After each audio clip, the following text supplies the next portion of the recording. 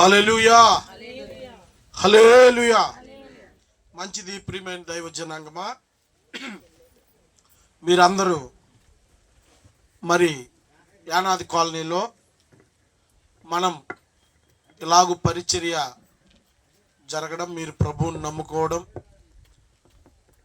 మీ మధ్యలో సువార్తను ప్రకటించడం మాకెంతో సంతోషం. మేము ఆవగింజ పరిచర్య ప్రారంభించి 14 సంవత్సరాలు అవుతుంది. ఈ ఆవగింజ పరిచర్య ద్వారా కృష్ణా జిల్లాలో ఉన్నటువంటి కురుతువేని నుంచి అటు ఏలసెట్ల దెబ్బ వరకు కూడా ప్రతి యానాది కాలనీ లేకపోతే గ్రామములో నుంచి మీ నాయకులను పిలిపించి మీ ప్రజల అభివృద్ధి కొరకు, పిల్లల చదువుల కొరకు మీరు మరి జనసంఖ్యలో అయితే విస్తరిస్తున్నారు. మరి మాట, భాష, యాస, భోజనం, సమాజంలో ఉన్నటువంటి మిగతా వర్గాల ప్రజలతో కలిసి ముందుకి సాగడానికి ఎన్నో అవరోధాలు ఉన్నాయి. ఒక్కొక్క గ్రామంలో ఒక్కొక్క లాంటి మరి కట్టడలు ఇవన్నీ ఉన్నాయి. అయితే మీ స్థితిని మార్చడానికి అవకాశం ఏముందంటే చదువు మాత్రమే. చదువే మీ స్థితిని మార్చగలదు. మరి బైబిల్ ఏం చెలవిస్తుందంటే, యేసయ్య చెప్పాడు లూకాసు వార్తలో, బీదలైన మీరు ధన్యులు, దేవుని రాజ్యము మీది. రాజ్యం అంటే ప్రభుత్వం. ఈ లోకంలో ఎన్నో రాజ్యాలు వస్తాయి, ఎన్నో ప్రభుత్వాలు వస్తాయి. 5 సంవత్సరాలకు ఒక ప్రభుత్వం మారిపోతుంటుంది మన దేశ కాన్స్టిట్యూషన్ ప్రకారంగా. అయితే ఎప్పటికీ మారని ప్రభుత్వం ఒకటి ఉంది, అది ప్రభు అయిన యేసుక్రీస్తు ప్రభుత్వం. చప్పట్లు కొట్టి దేవుని నామాన్ని మహింపరుద్దాం. గట్టిగా చప్పట్లు కొట్టండి. హల్లెలూయా.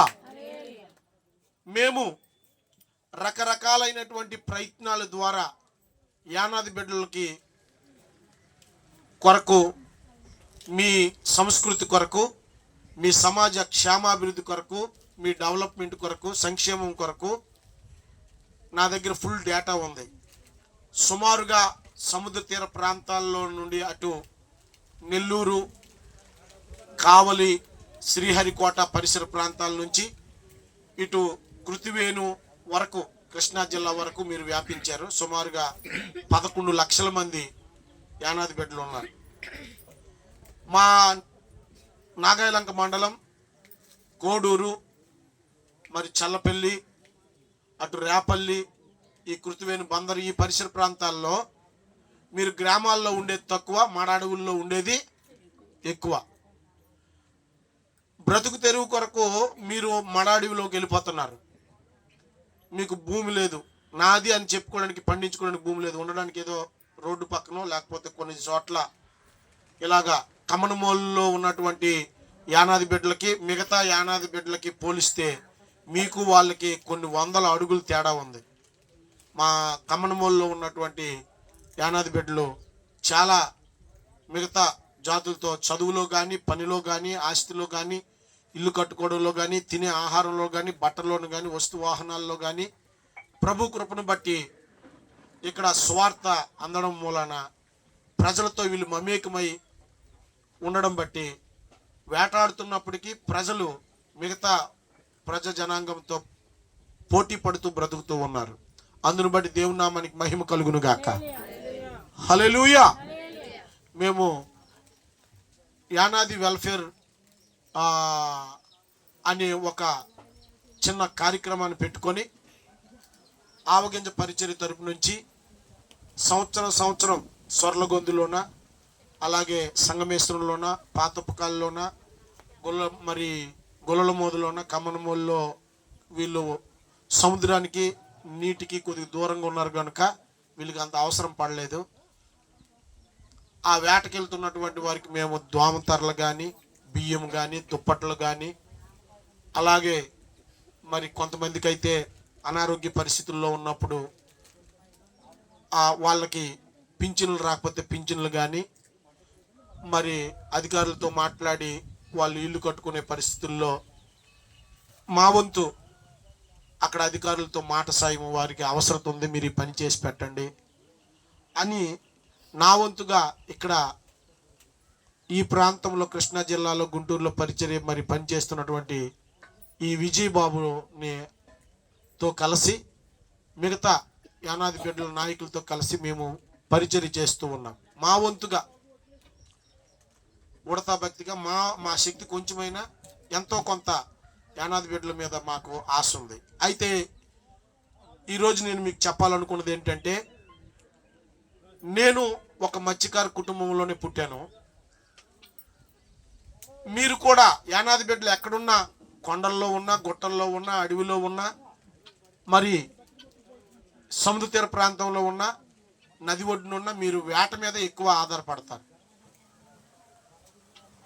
సీజన్ ఉంటే, ఏదైనా వ్యవసాయ సీజన్ ఉంటే ఆ ఎలుకలో లేకపోతే ఇంకోటి పట్టి దాని కొరకు పని చేస్తారు.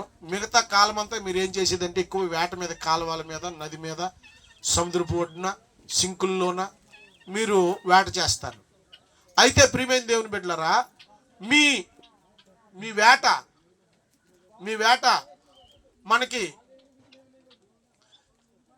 మీ పోషణకు మీ వేట మీరు ఎంతైతే టార్గెట్ చేస్తున్నారో ఆ పోషణ నిమిత్తమే ఏ రోజుకు ఆ రోజు బ్రతికే విధానాన్ని చూస్తున్నారు. కానీ మీ తరువాత తరము, మీ పిల్లలు అభివృద్ధి కొరకు, శ్రేయస్సు కొరకు, మీ కుటుంబం, మీ వంశము, నెక్స్ట్ జనరేషన్, వచ్చే తరములో ఎలాగుండాలో సరైన ప్రణాళిక వేయలేకపోతున్నారు. ఈ సొర్లగొంది బందర్ నుంచి ఈ సొర్లగొంది, ఏటుమొగ, ఈ దిగువ ప్రాంతాల్లో మడాడివుల్లో గ్రామాల్లో ఉన్న జనాల కంటే మడాడివుల్లోనే ఎక్కువ దోమతరలు కట్టుకొని గుడారాలు వేసుకొని, సుమారుగా నా సర్వే ప్రకారం నా బండి వేసుకుని, నా టీంని వేసుకొని నేను తిరిగితే 3000 మంది కంటే ఎక్కువ జనాభా ఇప్పుడు కూడా అక్కడ ఉంటారు. ఎండనక వాననక ఆ సరుకు పట్టుకొని మీరు మధ్యవర్తులు పెట్టుకొని మీ దోపిడీ చేయబడుతూ, కష్టం మీది, ఫలం ఇంకొకటిది, ప్రకృతి ద్వారా వస్తుంది. మంచిదే, మీరు కష్టపడే వాళ్ళే. అయితే కష్టంతోనే 3 పూటల ఆహారానికే కాకుండా మీ పిల్లల్ని చదివించాలని నా మనవి. దేవునికి స్తోత్రం కలుగును గాక. మా అమ్మ మీకున్నటువంటి ఇక్కడ మా శ్రీనుకు ఉన్నటువంటి ఇంత స్థలము, ఇళ్ల స్థలం మాకు అప్పుడు ఉండేది కాదు. మీరు ఎలాంటి తాటాకుల పందిరిలో ఉన్నారో, రేకుల షెడ్లో ఉన్నారో, నేను కూడా నాకు ఊహ వచ్చినప్పుడు మా అమ్మ మా నాన్న పరిస్థితి కూడా ఇలాగే ఉండేది. మేము 5 అన్నదమ్ములు, 3 అక్క చెల్లెళ్ళు. అయితే మా అమ్మ మా నాన్న కూడా వేట మీదే ఆధారపడ్డారు. కానీ పిల్లల్ని 2 ఇచ్చారు. మా అమ్మ చదువుకుంది, చదువు విలువ తెలుసుకుంది. దేవునికి స్తోత్రం కలుగును గాక. ప్రియులారా, మన పిల్లలకి మనము ఏమిచ్చినా ఇవ్వకపోయినా చదువుని, దేవుణ్ణి ఇవ్వాలి. చదువు ద్వారా ఒక మానవునికి ఈ సమాజంలో ఉన్నటువంటి జ్ఞానం వస్తుంది, ఎలా బ్రతకాలో తెలుసుకుంటాడు. చదువు ద్వారా తనకి సంస్కృతి తెలుస్తుంది, కట్టుబట్ట తెలుస్తుంది, మాట తీరు తెలుస్తుంది. ఒక జనరేషన్లోనే, ఒక తరంలో కాకపోయినా ఇంకొక తరంలోనైనా సరే ఆ పిల్లలు వారి వంశాన్ని అభివృద్ధి చేసుకొని మిగతా జాతి ప్రజలతో, వర్గ ప్రజలతో పోటీ పడుతూ కుటుంబాలను కట్టుకోవడానికి అవకాశం ఉంటుంది. ఇల్లాలు చదివే ఇంటికి వెలుగన్నారు. తండ్రులు పోషణ కొరకు పరిగెత్తున్నారు. యానాది బిడ్డల దగ్గర ఉన్నటువంటి ఒక ఆలోచన ఏంటంటే, భర్తతో పాటు భార్య కూడా పనికి వెళ్ళిపోద్ది. వీళ్ళతో పాటు చదువుకోవాల్సినటువంటి చిన్న పిల్లలు స్కూల్కి వెళ్లకుండా వాళ్ళతో పాటు కలిసి అక్కడికి వెళ్ళిపోతున్నారమ్మా, అడవుల్లోనికి, అడవుల్లోనికి వెళ్ళిపోతున్నారు, సింకుల దగ్గరికి వెళ్ళిపోతున్నారు, బడికి దూరం అయిపోతున్నారు. జంతువులకి మనుషులకి తేడా ఏంటంటే, జంతువులు ప్రియమైన దేవుని బిడ్డలారా ఆహారం కొరకు పాకులాడుతాయి. మనిషి ఆహారంతో పాటు ఆశల కొరకు కూడా పాకులాడాలి. చప్పట్లు కూడా దేవునామాన్ని మహింపరుద్దాం. జంతువులకు కూడా వాటి పిల్లల క్షేమం కొరకు ఆలోచిస్తాయి. ఆకలి, ఆశ తల్లి గర్భంలో నుండి ఒక బిడ్డ బయటకు వచ్చినప్పుడు ప్రారంభమవుతుంది. మరణంతో ఆశ, ఆకలి పోద్ది. చచ్చిపోయినట్టుగా ఇంకా ఆకలి ఉండదు, ఆశ ఉండదు. ఈ ఆశ, ఆకలి మధ్యలోనే జీవితం ఉంటుంది. మానవుణ్ణి దేవుడు ఒక ప్రత్యేకమైనటువంటి ఉద్దేశంతో సృష్టించాడు. ఈ భూమి మీద ఇన్ని వేల సంవత్సరాలు మానవుణ్ణి సృష్టించి బైబిల్ ప్రకారంగా 6000 సంవత్సరాలకు పైబడి జరిగినప్పటికీ కొన్ని తెగల ప్రజలు ఇంకా అభివృద్ధి అవ్వకపోవడానికి కారణం ఏంటంటే ప్రపంచము సాంకేతికంగాను, జ్ఞానంలోను, వస్తు వాహనాల్లోనూ,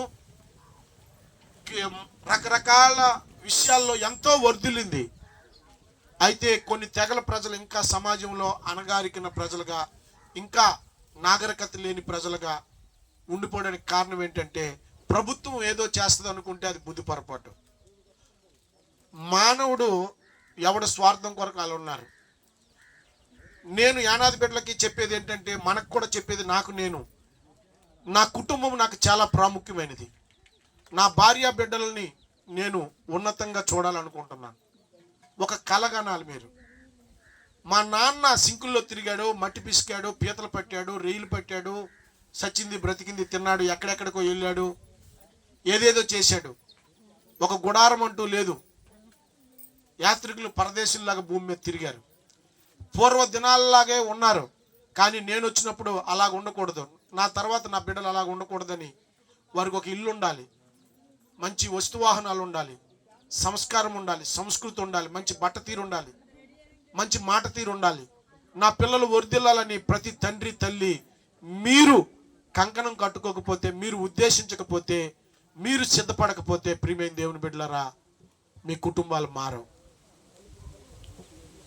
మీరు కుటుంబాలు మారవు. 35 సంవత్సరాల క్రితం, నా వయసు ఇప్పుడు 40 సంవత్సరాలు, 35, 34, 36 సంవత్సరాల క్రితం 10 మంది పిల్లల్ని మా అమ్మగారు తీసుకుని వెళ్ళి ఒక మిషనరీ హాస్టల్లో పెట్టింది, పిల్లల్ని చదివించింది.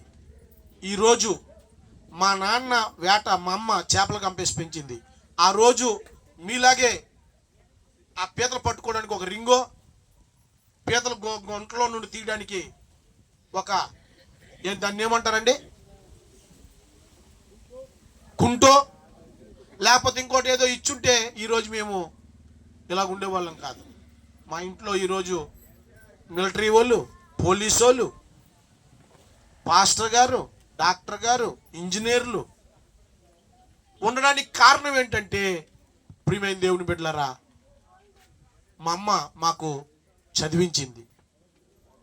ఆ రోజు ఒక కలగా ఉంది, నా పిల్లలు మాలాగా ఉండకూడదు, ఏ రోజుకి ఆ రోజు తెచ్చుకున్నట్టుగా ఉండకూడదు, మా పిల్లలు అభివృద్ధిలోనికి రావాలి, ఉద్యోగాలు చేయాలి, దేవుని నామానికి మహిమకరంగా ఉండాలి, అనేక మందికి స్వార్థ ప్రకటించడానికి వీలుగా మా బిడ్డలు, నా బిడ్డలు ఉన్నతమైన స్థితిలోనికి ఉండాలి అని కలగంది, ప్రార్థన చేసింది, ప్రయాసపడింది. నిజానికి 10 మంది పిల్లలకు పెంచడానికి చాలా కష్టమైన పనే, కానీ రాజీ పడలేదు. దేవునికి స్తోత్రం కలుగును గాక. మీరు మీ పిల్లల్ని మీతో పాటు బేరానికి తీసుకెళ్ళిపోతే, వేటకు తీసుకెళ్ళిపోతే, వాళ్ళు మీలాగే నీసులోనే బతుకుతారు. దానిలో నుండి మీరు బయటికి తీయాలి. హల్లెలూయా. అందుకే వాక్యం సెలవిస్తుంది, బీదలైన మీరు ధన్యులు, పరలోక రాజ్యము మీది. మనలను ధనవంతులను చేయడానికి కొరింథీయులకు రాసిన పత్రిక, 2 కొరింథీయులకు రాసిన పత్రికలో ఉందండి, 8వ అధ్యాయం 9వ వచనంలో, మనలను ధనవంతులను చేయడానికి యేసు ప్రభువారు దరిద్రుడిగా పుట్టాడట. ఆ యేసయ్య ఈ లోకానికి వచ్చి ఏమన్నాడు తెలుసా? ఇదిగో బలహీనులను విడిపించడానికి వచ్చాడట, బంధకాల్లో ఉన్న వారిని విడిపించడానికి వచ్చాడట, నలిగిపోయిన వారికి విడిపించడానికి వచ్చాడట, విమోచించడానికి వచ్చాడు యేసయ్య. యేసయ్య మనకు దొరికాడు. దేవునికి స్తోత్రం కలుగును గాక. ఈ బైబిల్లో ఉన్నటువంటి లేఖన సత్యాలను మనం తెలుసుకొని, యేసయ్యను ఆధారం చేసుకొని, ఆయన రెక్కల చాట్లు, ఇందాక పాస్టర్ అమ్మ గారు చెప్పారు, ఏమీ లేదు రూతుకి, కానీ అత్తను వెంబడిస్తూ వెళ్ళింది. బోయాజు ఎదురుపడుతూ అంటున్నాడు, అమ్మాయి నీవు యెహోవా రెక్కల కిందకు వచ్చావని చెప్పాడు. హల్లెలూయా. ఏ కుటుంబం అయితే, ఏ కుటుంబ యజమానుడు, ఏ కుటుంబ యజమానురాలు బిడ్డలు వారి సంతానంతో కుటుంబం అంతా కలిసి దేవుని సన్నిధికి వచ్చి దేవుని రెక్కల కిందకు వస్తారో, నిశ్చయముగా వారు ఆశీర్వదింపబడతారు. దేవుడు వారిని వర్ధిల్లింపజేస్తాడు. హల్లెలూయా. కనుక ప్రియమైన దేవుని బిడ్డలారా, ఈ మాటలు మీరు యానాది బిడ్డలు మీకు మిగతా ప్రజలకి మీకు ఉన్నటువంటి కొన్ని లక్షణాలు చెప్తాను చూడండి. మీ దగ్గర ఉన్నటువంటి మంచి పనులు కొన్ని. యానాది బిడ్డలంతా చురుకు కలిగిన వాళ్ళు ఎవరు లేరు. కరోనా వచ్చింది, ప్రతి ఒక్క జాతిలో చచ్చారు కానీ చనిపోయారు, కానీ యానాది బిడ్డలు ఎవరు చనిపోయినట్టు నేను వినలేదు, చూడలేదు. మీకు చురుకుతనం ఉంది, ఆరోగ్యం ఉంది. మరలా మీరు కురస మనుషులు కాదు, ఎత్తు మనుషులు. గట్టిగా ప్రయత్నిస్తే పోలీసు వాళ్ళు అవుతారు, గట్టిగా ప్రయత్నిస్తే సైన్యంలోకి వెళ్ళగలరు. మరలా మీకు ప్రభుత్వ రాయితీలు కూడా ఏమున్నాయి చెప్పండి? మీకు ఎస్టీ కోటా కూడా ఉంది. రాజ్యాంగం మీ పక్షాన ఉంది. ఆరోగ్యం దేవుడిచ్చాడు. చురుకు కలిగిన వారు, బ్రతికొండి పరుగెడుతున్నటువంటి ప్రాణాన్ని పట్టగలిగినంత చురుకుతనం ఉంది మీకు. ఒక జీవిని మీ పోషణ కొరకు ఆరోగ్యం ఉంది. అయితే మీ దగ్గర లేనిదేంటో తెలుసా? ఈ 2021వ శతాబ్దంలో కూడా, ఇంత నవయుగంలో కూడా మీరు చదువుకి ప్రాముఖ్యత ఇవ్వట్లేదు. మీకున్న అవకాశాలన్నీ మీరే కాలుతో తన్నేస్తున్నారు. అలాగ ఉండకూడదు. దీని విషయంలో మీరు సీరియస్గా ఉండాలి. సరే ప్రియమైన దేవుని బిడ్డలారా, ఈరోజు అమ్మాయి కార్యక్రమము మూలంగా శ్రీను తన భార్య అంజలి వారి కుమార్తె పేరు మహాలక్ష్మి. ఈ కార్యక్రమంలో మీరు అందరూ మమ్మల్ని పిలిచారు, సేవకుని సంఘాన్ని. కొద్ది నిమిషాలు వాక్యం విందాం. చూడండి, 144వ కీర్తన 12వ వచనం. మా కుమారులు తమ యవన కాలమందు ఎదిగిన మొక్కల వలె ఉన్నారు. మా కుమార్తెలు నగరుకై చెక్కబడిన మూల కంబముల వలె ఉన్నారు. మా కొట్లు నింపబడి పలు విధములైన ద్రవ్యములకు నిధులుగా ఉన్నవి. మా గొర్రెలు 1000 కొలదిగా 10,000 కొలదిగాను మా గడ్డి పిల్లల్లో పిల్లలు వేయుచున్నవి. మా ఎడ్లు గొప్ప బరువు మోయగలవు. మా వీధుల్లో చొరబడి అయినను ఉరుకులెత్తుటైనను లేదు. వాటిలో శ్రమ గలవారి మొర్ర విడవబడినదైనను లేదు. ఇట్టి స్థితి గలవారు ధన్యులు. యెహోవా తమకు దేవుడుగా గల జనులు. హల్లెలూయా. మన సమాజం మార్చబడ్డానికి 2 కారణాలు. రండి. 1 చదువు, 2 దేవుడు. దేవునికి స్తోత్రం కలుగును గాక. హల్లెలూయా. యెహోవాను దేవునిగా గల జనులు ఎలాగ ఆశీర్వదింపబడతారు ఇక్కడ రాశాడండి. చూడండి ప్రియమైన దేవుని బిడ్డలారా, మన కుటుంబాలు, మనకి ఇవ్వబడినటువంటి ఆడబిడ్డల కొరకు బహుమానాలు అన్నాడు, కుమారుల కొరకు ఏమన్నాడు? ఎదిగిన మొక్కలు అన్నాడు. దేవునికి స్తోత్రం కలుగును గాక. నగరకై కుమార్తెల గురించి చెప్తాను. నగరకై చెక్కబడినటువంటి మూల కంబాలు అన్నాడు. మీరు గమనిస్తే కీర్తన గ్రంథం 14వ అధ్యాయం 1వ వచనంలో ఉంటుంది, గుణవతిరాలైన జ్ఞానవంతురాలు తన ఇల్లు కట్టుకొనును, 3 రాళ్ళు తన ఇల్లు. ఆ ప్రక్కనే ఇంకొక మాట కూడా ఉంటుంది చూడండి. ఆ ప్రక్కనే నెనరుగల స్త్రీ ఘనత నొందును. ప్రియమైన దేవుని బిడ్డలారా, ఎందుకో 11వ అధ్యాయం సామెతలు 16లో ఉంది, నెనరుగల స్త్రీ ఘనత నొందును, బలిష్ఠులు ఐశ్వర్యము చేపట్టుదురు. నెనరుగల స్త్రీ అంటే ఏంటి? నోబెల్ ఉమెన్ అని ఇంగ్లీష్లో రాయబడి ఉంది. ఈరోజు అమ్మాయి ఎదిగొచ్చినటువంటి బిడ్డ కార్యక్రమం కనుక మీకు చెప్పాలనుకున్నటువంటి మాటలు మీరు ఒకసారి ఆలోచన చేయండి. నెనరుగల స్త్రీ ఒక నోబెల్ ఉమెన్ గా గౌరవం నొందు, సమాజంలో గౌరవం నొందుకున్నటువంటి ఒక ఇల్లాలుగా మన కుమార్తెని పెంచాలనేటటువంటిది ప్రతి తల్లి తండ్రి బాధ్యత. మనం కేవలం 3 పూట్ల ఆహారం కొరకు, కట్టుబట్టల కొరకే బ్రతకట్లేదు. సమాజంలో దేవుని ఉద్దేశము సమాజంలో నలుగురితో పాటు బ్రతకడమే కాదు, దైవ లేఖనం ప్రకారంగా పెంట కుప్పల మీద మనం ఉన్నప్పటికీ, బలహీనులుగా మనం పుట్టినప్పటికీ, చూడండి, బీదవానిగా పుట్టడం శాపమై ఉండొచ్చేమో, కానీ బీదవానిగా చచ్చిపోవడం అనేది, బలహీనుడిగా పుట్టడం అనేది శాపమై ఉండొచ్చేమో, కానీ బలహీనతలోనే చచ్చిపోవడం అనేది, మనం ఎక్కడ పుడతామో మనకు తెలీదు. ఏ ప్రాంతంలో పుడతామో, ఏ తల్లిదండ్రులకు పుడతామో, ఏ వంశంలో పుడతామో, ఏ భాషలో పుడతామో, ఏ దేశంలో పుడతామో ఏ జీవికి తెలియదు. అది దేవుని చేతిలో ఉంది. దేవునికి స్తోత్రం కలుగును గాక. బలహీనుడిగానైనా, భేదవానిగానైనా, మరి నాగరికత లేని జనాంగం మధ్యలోనైనా ఎక్కడో దగ్గర పుట్టే అవకాశం ఉంది. అయితే మానవుడు తాను సంచరిస్తున్న కొలది, చూస్తున్న కొలది, నేర్చుకుంటున్న కొలది, వింటున్న కొలది తన జీవితాన్ని మార్చుకోవడానికి తనకు అవకాశం ఉంది. చప్పట్లు కొట్టి, గట్టిగా చప్పట్లు కొట్టి దేవుని నామమున మహిమ. ఉందా లేదమ్మా? ఉంది. నీ జీవితాన్ని ఎవరో వచ్చి ఏదో చేస్తారని కాదు, నీ జీవితాన్ని నువ్వు కట్టుకోవచ్చు, నీ జీవితాన్ని నువ్వు మలుచుకోవచ్చు, నీ జీవితాన్ని నువ్వు చెక్కుకోవచ్చు, నువ్వు ఆశపడితే. అట్లాగా నువ్వేం చేయొచ్చు అంటే, ప్రియమైన దేవుని బిడ్డలారా, తల్లిదండ్రులు దైవిక కుటుంబంలో దేవుడు, తండ్రి, తల్లి, పిల్లలు, పిల్లల్ని పెంచేటప్పుడు తల్లిదండ్రులు ఈ జాగ్రత్త కలిగి ఉండాలి. మీ కుమారులు మీతోనే ఉంటారు. మీ కుమార్తెల్ని బహుమానంగా పెంచడమే కాదు, కుమార్తెల్ని పెంచేటప్పుడు ప్రియమైన దేవుని బిడ్డలారా చాలా జాగ్రత్తలు తీసుకోవాలి. ఆ కుమార్తెను బట్టి ఆ ఊరికి, ఆ వంశానికి, ఆ ప్రాంతానికి, ఆ తల్లిదండ్రులకు పేరు వస్తుంది. హల్లెలూయా. ఈ ఊరిలో పుట్టినటువంటి బిడ్డల్ని మనం ఎక్కడికో దగ్గర పంపిస్తాం, వివాహం చేత, ఉద్యోగంలో, సమాజంలో అక్కడక్కడ ఆయా పనుల నిమిత్తం చెదిరిపోతారు.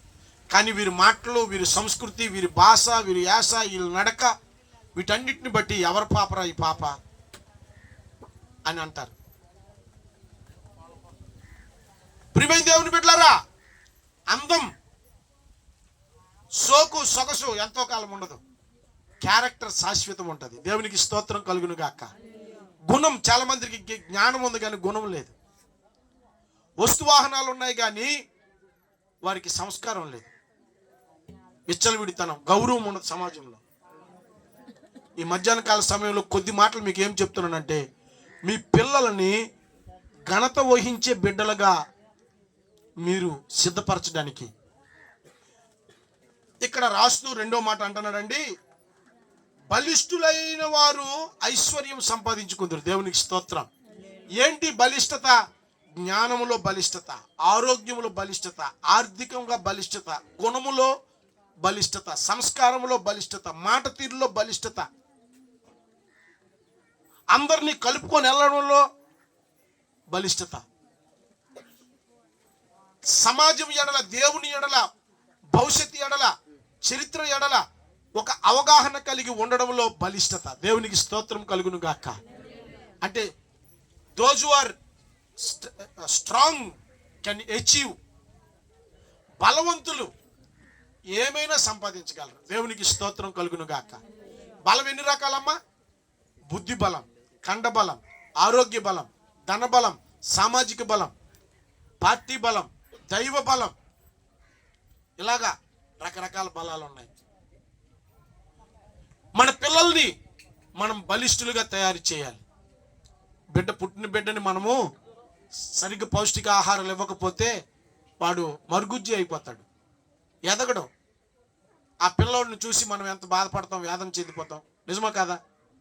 కాబట్టి ప్రియమైన దేవుని బిడ్డలారా, మన బిడ్డలకు కేవలం వస్త్రాలు, ఆహారం కొరకే ఆలోచించకుండా వారిని భావితరాల కొరకు, నెక్స్ట్ మన తర్వాత మన పిల్లలు బాగుండాలని మనం ప్రయత్నం చేయాలి, మనం కృషి చేయాలి, మనం పోరాటం చేయాలి. దేవునికి స్తోత్రం కలుగును గాక. అన్ని జాతుల్లో కూడా, అన్ని తెగల్లో కూడా ఎవరికి వాళ్ళు వారి వంశాలను అభివృద్ధి చేసుకుంటున్నారు. మన వంతుగా మన తరంలో మన పిల్లలకి మనము సరైనటువంటి బాధ్యత వహించాలి. సంగమేశ్వరంలో అండి, అక్కడ వేటకెళ్ళి వస్తారు యానాది బిడ్డలు. ఎంత ఇక్కడ కమనమూలలో ఉన్న యానాది బిడ్డలోకి ఒక మాట అంటే 100 మంది వస్తారు. సంగమేశ్వరంలో ఉన్నటువంటి యానాది బిడ్డలకి రోజు నేను వ్యవహారాలు చేయలేక నాకు తలనొప్పి వచ్చేస్తుంది. అక్కడ ఎక్కడో వదరు ఎవడో కొట్టాడని, ఎవడో తిట్టాడు. ఎందుకు వీళ్ళంటే ఏట ఆడుతారు, 1000 రూపాయలు తెస్తారు. మా అందరికంటే యానాది బిడ్డలు డబ్బు గలాడు. మీరు ఏటకెళ్ళాలంటే 1000 రూపాయలు ఎలా తేవాలో మీకు తెలిసినట్టుగా నాకు తెలియదు, మిగతా వాళ్ళకి తెలియదు. కానీ ఏం ప్రయోజనం? సాయంత్రానికి మొత్తం తాగేసి ఇస్తురాకుల్లాగా, జల్లేసిన ఇస్తురాకుల్లాగా ఆ రోడ్డు మీద అటు దొర్లి ఇటు దొర్లి 2-3 తీసుకొని వెళ్ళి మళ్ళీ తెల్లారులేసి ఏంటి ఆ పరిస్థితి? కారణం ఏంటంటే అక్కడ చెప్పినోళ్ళు లేక కాదు. వాళ్ళ తాతలు అలాగే పడారు. ప్రజలు విన్నదానికంటే చూచిన దాన్ని బట్టి ఎక్కువ ప్రభావితం అవుతారు, అనుసరించిన దాన్ని బట్టి ఎక్కువ ప్రభావితం అవుతారు. తాత అదే బీడీ తాగాడు, తండ్రి అదే బీడీ తాగాడు. తాత అదే కళ్ళు తాగాడు, తండ్రి అదే కళ్ళు తాగాడు. మరి మనోడు ఊరుకుంటాడమ్మా? మనోడు ఊరుకుంటాడా ఏంటి? ఆవు గడ్డి మేస్తే, గట్టు మేస్తే దూడెళ్ళి ఎక్కడ పడుతుందమ్మా? చేనులో పడదా? పంట పొలం అని అక్కడికి వెళ్ళకూడదు. మీరు ఆలోచన చేయండి. చూచి మన పిల్లలు చూచి నేర్చుకుంటున్నారు. అందుకే దైవ జనాంగమా, నేను ఒక ప్రత్యేకమైన భారంతో యానాది బిడ్డల విషయంలో ప్రార్థన చేస్తాను. నా దగ్గర సుమారుగా 8 పేజీలు నోట్స్ రాసుకొని నేను భారంగా ప్రార్థన చేస్తూ ఉన్నాను. భవిష్యత్తులో వీళ్ళ కొరకు ఏదో ఒకటి చేయాలి. నేను ఎక్కడికి వెళ్ళినా యానాది బిడ్డల వైపు చూసిన వెంటనే నా దర్శనాన్ని, నా భారాన్ని చెప్పకుండా ఉండలేను. మీకున్నటువంటి వనరులని, దేవుడిచ్చినటువంటి కృపలను మీరు వ్యర్థం చేసుకోకూడదు. మీ కుటుంబ అభివృద్ధి కొరకు, మీ పిల్లల సంక్షేమం కొరకు దేవుడు మీకు ఎంతైనా అవసరం. దేవునికి స్తోత్రం కలుగును గాక. దేవుణ్ణి కొన్ని కుటుంబాలు పట్టుకుంటే ఇంకా కొంతమంది మూఢత్వంలోనే ఉన్నారు, మొరటతనంలోనే ఉన్నారు. మీరు వారికి మాదిరికరంగా ఉండాలి. హల్లెలూయా. నెనరు కలిగినటువంటి స్త్రీలను మీరు సిద్ధపరచాలి. మీ పిల్లలు వయసులోను, జ్ఞానంలోను, మనుషుల దయలోను ఎదిగేటట్టు చూడాలి. దేవునికి స్తోత్రం కలుగును గాక. ఇక్కడ ఒక దగ్గర రాస్తూ అంటాడు, పిల్లలు నడవవలసినటువంటి త్రోవలో, బాలుడు నడవవలసిన త్రోవలో వాడిని నడుపుము. వాడు వృద్ధుడైన తర్వాత కూడా, పెద్దవాడైన తర్వాత కూడా దాని నుండి తొలగిపోడు. నీ మాదిరికరమైన జీవితం, నీ మాట, నీ ప్రవర్తన, నీ ఆర్థిక వనరులు, నీ కష్టము, నీ నీతి కలిగిన జీవితం, విశ్వాస జీవితం, నీ పోరాటం, నీ ప్రార్థన, నీ పాట, నీ భక్తి, నీ లేఖన ప్రత్యక్షతలు, నువ్వు నమ్మకంగా దేవుని దగ్గరికి వెళ్తున్నటువంటివన్నీ నీ బిడ్డలు చూస్తారు. దేవునికి స్తోత్రం కలుగును గాక. చూడండి, తల్లి బిడ్డలకి చాలా ఆధారం. ఏ జీవరాశుల్లోనైనా తండ్రి కొద్ది దూరంగా ఉండొచ్చేమో కానీ తన గర్భంలో పుట్టినటువంటి బిడ్డల విషయమై తల్లి ఎక్కువ బాధ్యత తీసుకుంటుంది. పిల్లలు కూడా వాడికి ఊహ వచ్చి, మాట వచ్చి, వాడు 13-14 సంవత్సరాల వయసు వచ్చినట్టు వరకు కూడా మగపిల్లడు తల్లి కొంగు పట్టుకొనే తిరుగుతుంటాడు. ఆ బాల్యంలోనే ఆ పిల్లోడికి, ఆడబిడ్డకి మనసులో ఆ తల్లిదండ్రుల యొక్క జీవన శైలి మొత్తము కూడా ప్రింట్ అయిపోద్ది. నువ్వు ఉన్నతమైన భావాలతో మనం బ్రతకపోతే మన పిల్లలు ఉన్నతమైన భావాల్లోనికి రాలేరు. బూతులు మన దగ్గర నుంచే నేర్చుకుంటారు, వ్యసనాలు మన దగ్గర నుంచి నేర్చుకుంటారు, తప్పుడు మాటలు మన దగ్గర నుంచే నేర్చుకుంటారు, అబద్ధాలు మన దగ్గర నుంచే నేర్చుకుంటారు, వేషధారణ మన దగ్గర నుంచి నేర్చుకుంటారు. మనం అనుకుంటాం ఏదో అలాగ జీవించేస్తామని. కాదు. నువ్వు తర్వాత తరానికి చాలా మోసం చేసినోడు అయిపోతావు. తర్వాత నీ బిడ్డలకి, ఆ బిడ్డలకి నువ్వు సరైనటువంటి పునాది వేయినటువంటి వాడు అయిపోతావు. నీ కుటుంబాన్ని బలహీనక ఏదో బ్రతకడానికి కాదండి, ఎలాగో బ్రతకడానికి ఈ లోకానికి మనం పంపించలేదు. దేవుడు మనల్ని ఆశీర్వాదానికి వారసులుగా ఉండడానికి పిలిచాడు. దేవునికి స్తోత్రం కలుగును గాక. యెహోవాను దేవునిగా గల జనులు ధన్యులు. చూడండి ప్రియమైన దేవుని బిడ్డలారా, మన బిడ్డల్ని అంత ఘనతగా మనం పెంచాలి, అంత గౌరవంగా మనం పెంచాలి, అంత బాధ్యతగా మనం పెంచాలి. హల్లెలూయా. చూడండి, చివరి అధ్యాయం సామెతల గ్రంథంలో మనం చూసి ముగించుకుందాం. సామెతల గ్రంథం 31వ అధ్యాయంలో ఈ నెనరు కలిగిన స్త్రీకి ఉండే లక్షణాలు ఏమున్నాయో ఆ లక్షణాలు తల్లులు తెలుసుకోవాలి, బిడ్డలకు నేర్పించాలి, ముఖ్యంగా కుమార్తెలకు నేర్పించాలి. ఇక్కడ చూడండి ప్రియమైన దేవుని బిడ్డలారా, 10వ వచనం, గుణవతి అయిన భార్య దొరుకుట అరుదు, అటిది ముత్యము కంటే అమూల్యమైనది. నెనరు గల స్త్రీ గురించి నేను ఇవాళ చెప్తున్నాను. ఘనత నొందే స్త్రీలు, మన బిడ్డలు నగరకై చెక్కబడిన మూలక, ఒక ఊరు, ఒక పట్టణం, ఒక ఇల్లు, ఒక ఇల్లాల మీద ఆధారపడి ఉంది. కనుక స్త్రీని పెంచడంలో చాలా ఎక్కువ జాగ్రత్తలు తల్లిదండ్రులు తీసుకోవాలి. ఆమె గుణవంతురాలుగాను జ్ఞానవంతురాలుగాను మనం పెంచాలి. దేవునికి స్తోత్రం కలుగును గాక. హల్లెలూయా. గుణవంతురాలు ఇంటిని కట్టుకుంటుంది. మూడు రాళ్ళు అంటే ఏంటి? కోపగొట్టురాలు, అమాయకురాలు, తన పట్టిన కుందేలకు 3 కాళ్ళని వాదం చేసేదే, గయ్యాలు రాలు, కుట్లు వర్తనరాలు. ఇలాంటి స్త్రీ వలన మన పిల్లలు, మన కుటుంబానికి అవమానం వస్తుంది. కానీ జ్ఞానంతో పాటు సాత్వికము, కనికరం, దయ, భక్తి, దేవుని లేఖనాలతో మనం పెంచామనుకోండి, సియోను కుమార్తెలట దేవుని కట్టడల అనుసారంగా బ్రతికిన వారట. దేవునికి స్తోత్రం కలుగును గాక. మోయాబు కుమార్తెల్లాగా మనం పెంచకూడదు, ఐగుప్తు బిడ్డల్లాగా మనం పెంచకూడదు, అన్యుల బిడ్డల్లాగా మనం పెంచకూడదు. మన బిడ్డలకి దేవుని వాక్యాన్ని, ప్రార్థనను, భక్తిని మనం నేర్పించాలి. దేవుని లేఖనంలో నుండి వారికి జ్ఞానము, గుణము వచ్చేటట్టు మనం మాదిరికరమైన జీవితం జీవించాలి. ఇక్కడ రాస్తూ అంటున్నాడు, ప్రియమైన దేవుని బిడ్డలారా, ఇట్టి స్త్రీ ఏం చేస్తుందట? తన కుటుంబాన్ని కట్టుకోవడమే కాదు, తెల్లవారులేసి పని చేస్తుందట, తన బిడ్డల కొరకు ఏమేమి కావాలో సమకూర్చుకుంటుందట, దూరదేశం వెళ్ళి పని చేస్తుందట, ఇంటిని చక్కగా అలంకరించుకుంటుందట. అక్కడ చెప్తూ చివరి వచనంలో అంటాడు, యవన బిడ్డలకు ఉన్నటువంటి మనము పిల్లల అందం కోసం ఎక్కువ ఆలోచించి ఎక్కువ పెట్టుబడి పెడుతుంటాం. కష్టపడి అవి ఇవి తెచ్చి చెవిలోనివి, మెడలోనివి, కాళ్ళకి వస్త్రాలు, అంగులు, ఇవన్నీ చూస్తుంటాం. కానీ ఆమె గుణమును కట్టడం గురించి ఆలోచన చేయరు. ఈ అందము కోసం ఇక్కడ రాస్తూ ఉన్నాడు. ఏమన్నాడు? అందం మోసకరం, సౌందర్యం వ్యర్థం. యెహోవా యందు భయభక్తులు కలిగిన స్త్రీ కొనియాడబడును, చేసిన పనిని బట్టి అటు దానికి ప్రతిఫలం ఇయ్యదగును. గౌనుల యొద్ద ఆమె పనులు ఆమెకి కొనియాడబడును. దేవునికి స్తోత్రం కలుగును గాక. మన ఆడబిడ్డలను పెంచితే గౌనుల యొద్ద అంటే వెళ్ళి వస్తున్నప్పుడు ఊర్లో ఆ బిడ్డను చూసి తల్లిదండ్రులని గౌరవించాలి. దేవునికి స్తోత్రం కలుగును గాక. హల్లెలూయా. ఆ మహాలక్ష్మి పలానా సీను, ఆ అంజలి కుమార్తె అండి, ఎంత చూడ చక్కగా ఉంటుందండి, ఎంత భాష చక్కగా ఉంటుందండి, ప్రవర్తన బాగా, పెద్ద చిన్న ఆలోచన చేస్తుందండి. తాత, మామ, అత్త, బాబాయిలు చర్చిలోకి వస్తాయి, స్కూల్లోకి వెళ్తే, సమాజంలో ఉంటే, గురువుల దగ్గర, పెద్దల దగ్గర, దేవుని దగ్గర, మన దగ్గర ఎంత మంచిగా పెంచారండి.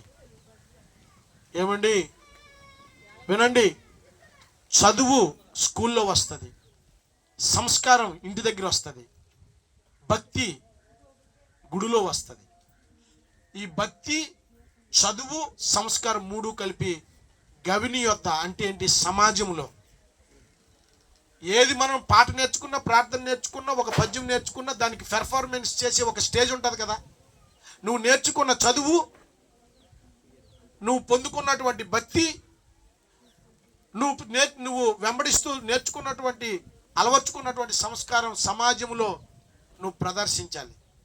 అప్పుడు అక్కడ నీ ప్రవర్తనను బట్టి, నీ పనులను బట్టి, నీ కార్యాలను బట్టి, నిన్ను కన్న తల్లిదండ్రులకు, నువ్వు నమ్ముకున్న దేవునికి, నీకు ఇంతగా సిద్ధపరిచినటువంటి గురువులకి, మీ ఊరికి మంచి ఘనత వస్తుంది. దేవునికి స్తోత్రం కలుగునుగా. కనుక మన బిడ్డల్ని ఆషామాషగా, అనాలోచితంగా, బాధ్యత రహితంగా పెంచకూడదు. బాధ్యతగా మనం పెంచాలి. మన పిల్లల్ని విచ్చలవిడిగా వదిలికూడదు. హల్లెలూయా. కనుక దేవుని బిడ్డలమైన మనము, యేసయ్యను నమ్ముకున్న మనము ఇంకా ఎక్కువ జాగ్రత్తతో, బాధ్యతతో, భారంతో, ప్రార్థనలో దేవునికి సమీపంగా మాదిరిగా మన బిడ్డల్ని మనం పెంచాలి. అట్టి గొప్ప కృప మనందరికీ దేవుడిచ్చి నడిపించును గాక. ఆమేన్. ప్రార్థన చేసుకుందాం. మన మధ్యలో ఉన్నటువంటి పెద్ద పాస్టర్ గారు ప్రార్థన చేస్తారు. ఇట్రామా.